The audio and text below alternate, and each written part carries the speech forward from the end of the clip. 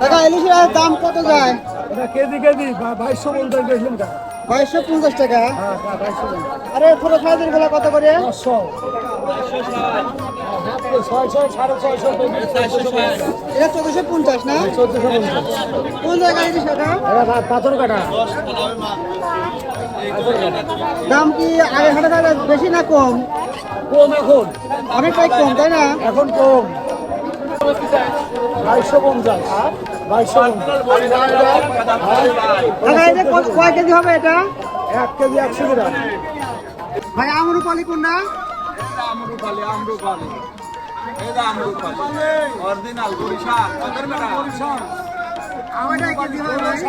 এরা 500 টাকা কেজি বড় ভাই ইলিশ আজ কত করে লাগছে? ইলিশ ভাই 500 টাকা কেজি, 5 টাকা কেজি।